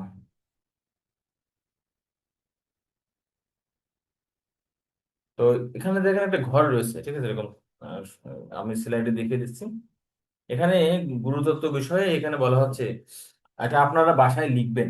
ঠিক আছে, এই যে ঘরগুলো আমি বলে দিচ্ছি, সরাসরি যখন আমরা থাকতাম তখন হয়তো আপনাদেরকে সরাসরি লিখে নিতাম এবং আলোচনা করতাম। তো যে বিষয়ে আলোচনা করছি এবং আপনাদের যে বইতে গুরুতত্ত্ব বিষয়টা যে আছে তার পরের পৃষ্ঠায়, ওর মধ্যে থেকে নিজের ভাষায় আপনারা লিখবেন। হুম। লিখে আপনারা হচ্ছে আপনাদের যে গ্রুপ রয়েছে ওখানে হচ্ছে ছবি তুলে এটা পাঠিয়ে দিবেন। আমরা আমি আমি পরে এক সময় দেখব। প্রত্যেকে কমপক্ষে 4টি করে পয়েন্ট লিখবেন, বেশি লিখলেও সমস্যা নেই। আপনার নিজের ভাষায় গুরুদেবের পদ বা অবস্থান সম্পর্কে ব্যাখ্যা করুন। ঠিক আছে? এটা আপনারা পূরণ করে নিয়ে আসবেন। হরে কৃষ্ণ। তো এখন এখানে যারা আপনারা উপস্থিত আছেন, আপনারা বলবেন, আনমিউট করে বলবেন যে আহ, এই যে গুরুতত্ত্ব সম্পর্কে আলোচনা করলাম, তাহলে আসলে গুরুদেবের বৈশিষ্ট্য কি, গুণাবলী কি, যেগুলো আলোচনা করলাম তার মধ্যে থেকে কেউ বলতে পারবেন? হরে কৃষ্ণ। কৃষ্ণ মতই হবে আর কি, কৃষ্ণ নয় তবে কৃষ্ণর মতই সেই রকম যোগ্যতা হবে আর ধন্যবাদ প্রভু। জি গুরুদেব বল। হচ্ছে গুরুদেব হচ্ছে ভগবান শ্রীকৃষ্ণের প্রতিনিধি, তাই না? ধন্যবাদ। হ্যাঁ প্রভু। আচ্ছা, আর একজন বলেন। আমাদের রাম দেবনাথ প্রভু আনমিউট করছেন। প্রভু বলেন, আপনার মতে গুরুদেব কে, গুরুদেবের কি কি বৈশিষ্ট্য রয়েছে, কি জানলেন এতক্ষণ ধরে? শ্রী গুরুদেবকে শ্রী কৃষ্ণের মতোই পূজা করা উচিত প্রভু। Very good. গুরুদেবকে কৃষ্ণের মতো পূজা করা উচিত বা ভক্তি করা উচিত। ধন্যবাদ রাম প্রভুকে। তারপর আর কে বলতে চান বলেন, আনমিউট করে বলেন। প্রভু, মানে গুরুদেব হচ্ছে কৃষ্ণের প্রতিনিধি, আর গুরুদেবকে ভগবানের মতোই পূজা করা আমাদের মানে কর্তব্য বা দরকার। আর ওই যে আপনি যেটা বললেন আর কি, গুরু কৃষ্ণ রূপ হন মানে গুরু রূপে কৃষ্ণ কৃপা করেন ভক্তগণে। হুম। গুরু হচ্ছে কৃষ্ণের মানে স্বরূপ আর কি, কৃষ্ণ থেকে অভিন্ন।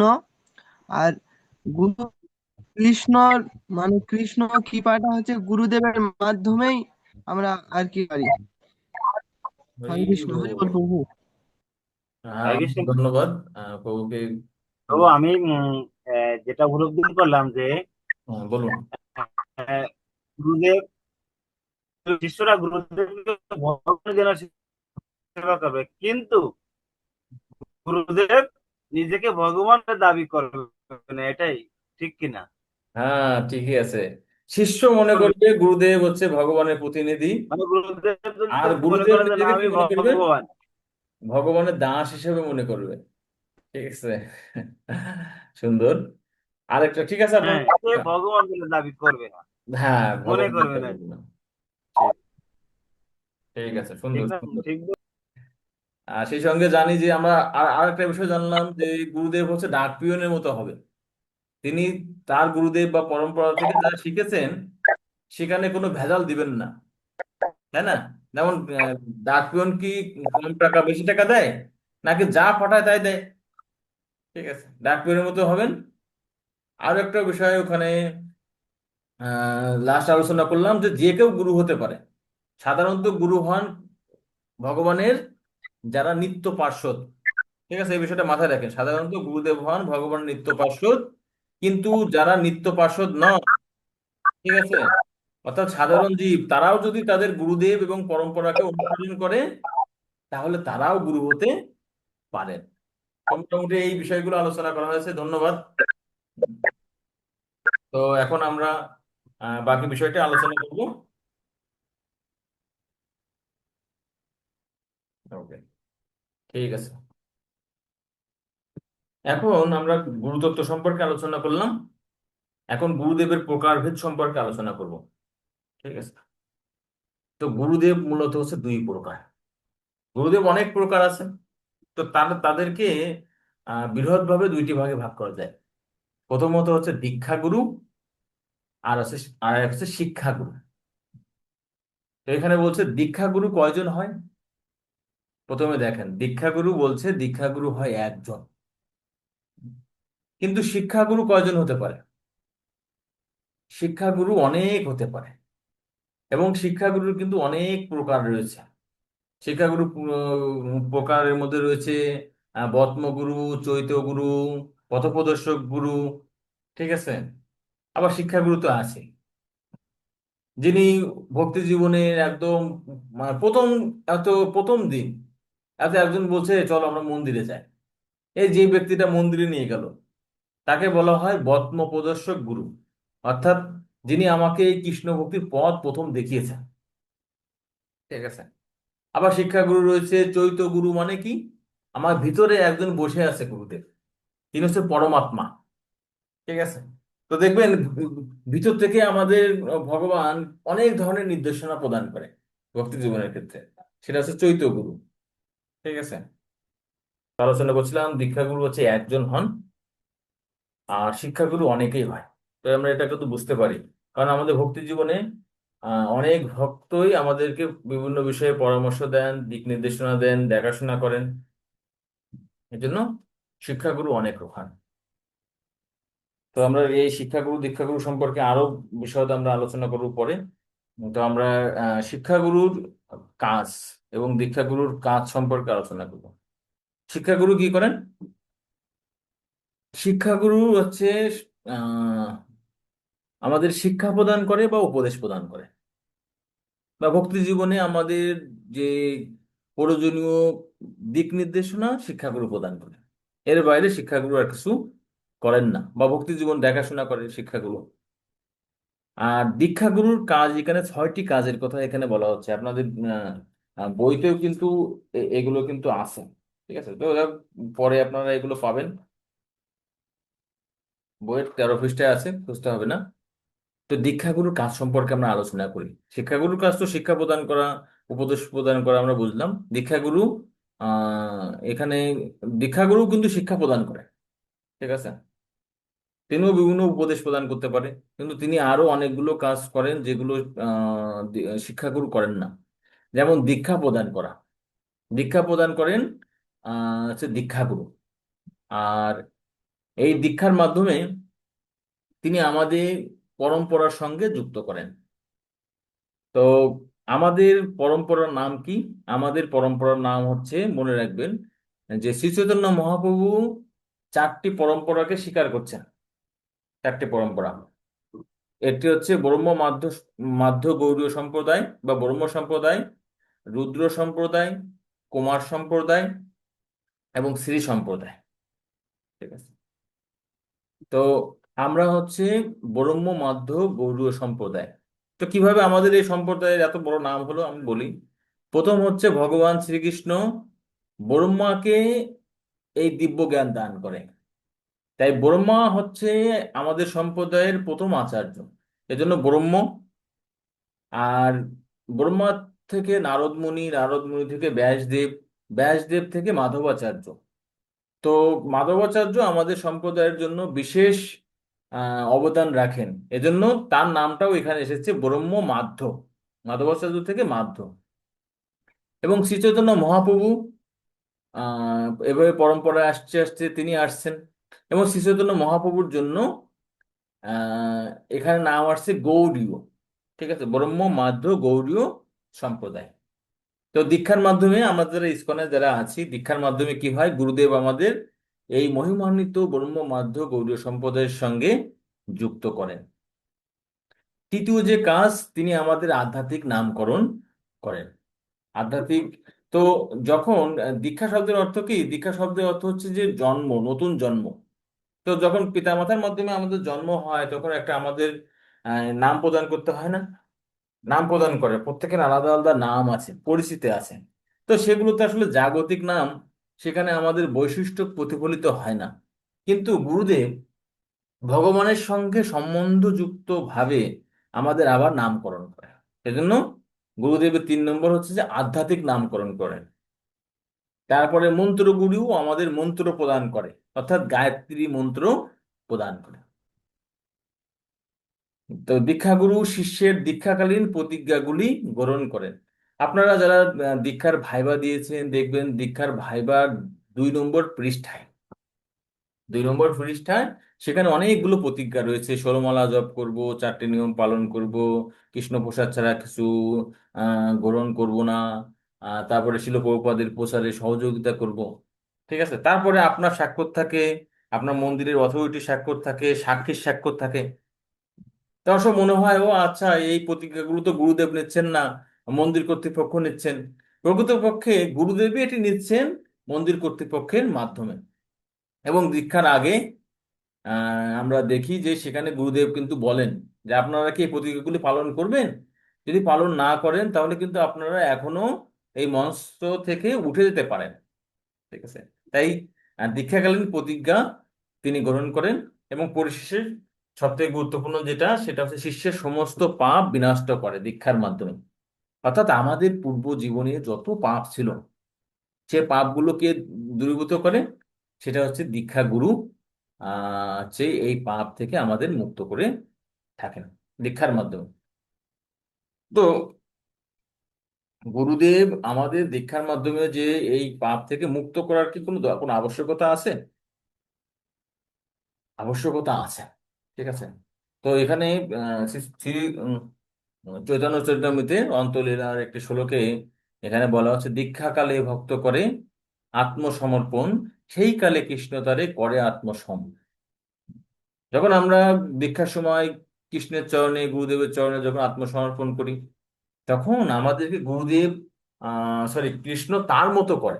অর্থাৎ যদি বলা হয় যে দীক্ষার মাধ্যমে ভক্তি জীবন শুরু হয় বা ভগবানের সেবা করার যোগ্যতা লাভ করি, কিভাবে? কারণ দীক্ষার পূর্বে আমাদের চেতনা কলুষিত, আমরা বিভিন্ন পাপে, সেই পাপ কর্মের ফলে জর্জরিত। আমাদের চেতনাগুলো থাকে কি জড়। কিন্তু আমরা যার সেবা করতে চাই, ভগবান শ্রীকৃষ্ণ, তিনি কিন্তু চিন্ময়। তাই জড় ইন্দ্রিয়ের মাধ্যমে কি সেই চিন্ময় ভগবানকে কি সেবা করতে পারি? না, পারি না। আমাদের কলুষিত চেতনা দ্বারা পরম পবিত্র ভগবান শ্রীকৃষ্ণের সেবা করা যায় না।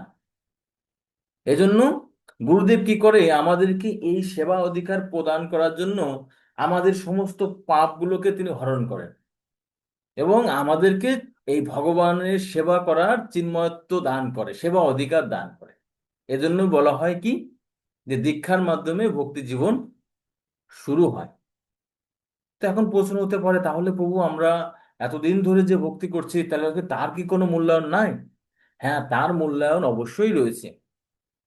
এতদিন ধরে দীক্ষার আগে আমরা যে ভক্তিগুলো মানে মানে অনুসরণ করছি বা যাজন করছি, তার উদ্দেশ্যটা কি? তার উদ্দেশ্য হচ্ছে কি, যে যাতে দীক্ষা লাভ করার যোগ্যতা অর্জন করি। আমি যদি সারা বছর পড়াশোনা না করি, তাহলে শুধু কি পরীক্ষার দিনে কি ভালো রেজাল্ট করা সম্ভব? না। তো এই যে দীক্ষার আগে যে ভক্তিটা, সেটা হচ্ছে পরীক্ষার প্রস্তুতি। আর দীক্ষাটা কি? দীক্ষাটা হচ্ছে পরীক্ষায়, ফাইনাল পরীক্ষায় বসা, এবং সেখান থেকে কি হচ্ছে, ভক্তি জীবনটা আমার শুরু হয়। তো এখানে সার সংগ্রহে কিভাবে গুরুদেবের যে শিষ্যের পাপ গ্রহণ করে, সেটা বলছে রাজ্ঞী চ আমত্ত যা দোষা। অর্থাৎ মন্ত্রীদের পাপ কে গ্রহণ করে? সে হচ্ছে রাজার ঘাড়ে বর্তায়। আর পত্নীর পাপম স্বভর্তরি, স্ত্রীর পাপ স্বামীর ঘাড়ে যায়। তথা শিষ্যা অর্জিতম পাপম গুরুম প্রাপ্নতি নিশ্চিতম। ঠিক তেমনি শিষ্যের যে পাপ রয়েছে, সেই পাপগুলো কার ঘাড়ে যায়? গুরুদেবের ঘাড়ে। তো এই জন্য আমাদের খুব সাবধান থাকা উচিত, যারা আমরা ভক্তি জীবনে আছি, যেন আমার যেন ফার্দার বা নতুন করে যেন কোনো পাপ যেন গুরুদেবকে গ্রহণ করতে না হয়। ঠিক আছে, এ বিষয়ে আমাদের সাবধান থাকা উচিত। তাই গুরুদেব আমার দেখেন, এই জগতে কে আমাদের পাপ নিতে পারে? কেউ কি পাপ নিতে চায়? কেউ কিন্তু পাপ নেয় না। তো দেখেন গুরুদেব আসলে কত কৃপালু আমাদেরকে উদ্ধার করার জন্য। তিনি কি করছেন? আমাদের এই পাপ গ্রহণ করছেন, পাপ কর্মের ফল ভোগ করছেন। শ্রী চৈতন্য মহাপ্রভু জগাই মাধায়কে যখন উদ্ধার করছেন, তখন তাদেরকে আলিঙ্গন করার সঙ্গে সঙ্গে মহাপ্রভুর যে গৌর বর্ণ, সেটি কৃষ্ণ বর্ণের আকার ধারণ করে। আর তাই দেখে তারা বলছেন যে প্রভু, আপনার গৌর বর্ণ কৃষ্ণবর্ণ হয়ে গেল, আমরা কত পতিত, যে আমাদের পাপ আপনি গ্রহণ করছেন। মহাপ্রভু বলছেন, জগাই মাধাই তোরা আর না করিস পাপ, আমি তোদের সমস্ত পাপ নিয়ে এনেছি, আর পাপ করা যাবে না। জগাই মাধাই বলে না করিব পাপ, যে না না না, আমরা আর পাপ করতে চাই না। তো এটা হচ্ছে দীক্ষা গুরুর এই যে 6টি কাজ সম্পর্কে আমরা আলোচনা করলাম। তো আমরা আজকে এখানেই আমাদের আলোচনা বিশ্রাম রাখবো। পরবর্তী অংশ আমরা আগামী ক্লাসে আলোচনা করব দীক্ষা কি, পরম্পরা কি, তারপর ঋত্বিক মতবাদ সম্পর্কে। এই মোটামুটি 3টা বিষয় থাকলো এই পাঠের। আর আপনারা মোটামুটি চতুর্থ পাঠ পর্যন্ত, ঠিক আছে, চতুর্থ পাঠ পর্যন্ত মানে প্রথম অধ্যায় এই পর্যন্ত আছে পড়ে আসবেন। ঠিক আছে, আমরা যতদিন পরে আমরা ধীরে ধীরে আমরা আগাবো, যাতে আপনাদের উপর প্রেশার না হয়। ঠিক আছে, এবং পড়বেন, অবশ্যই পড়লে আশা করি আপনারা ভালো কিছু করতে পারবেন। জয় শিল প্রভুপাদ কি, অবশ্যই গৌর ভক্ত মন্ডলী কি নিতাই।